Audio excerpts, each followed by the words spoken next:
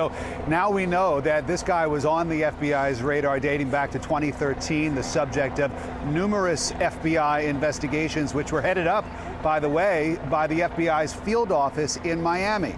CBS 4 investigator Jim DeFede joins us now with more on that part of the story. Jim. Rick, FBI Director James Comey took great lengths today to explain how his agents investigated Mateen, not once, but twice, concluding he was not a terrorist.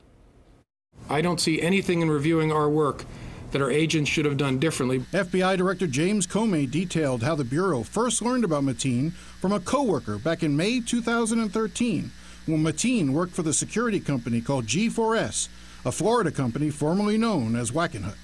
He was working as a contract security guard at a local courthouse, and he made some statements that were inflammatory and contradictory that concerned his coworkers about terrorism.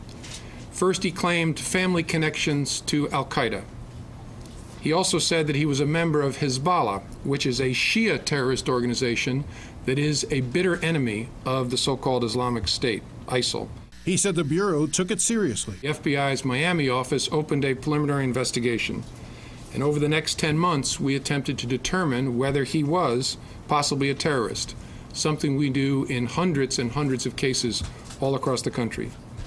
Our investigation involved introducing confidential sources to him, recording conversations with him, following him, reviewing transactional records from his communications. When their covert operations failed to turn up any ties to terrorists, Comey said the FBI brought Mateen in for questioning. We then interviewed him twice.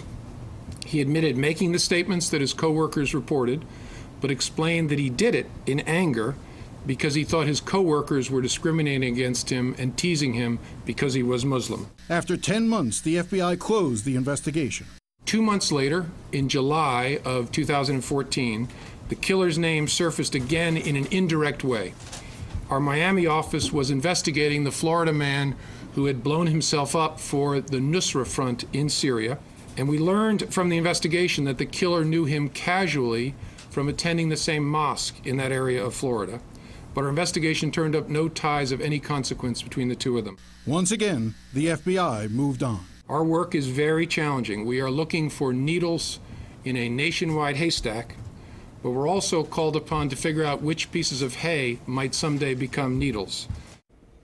The fact that Mateen was swearing allegiance to radical Islamic groups that are actually at war with each other shows just how confused he was.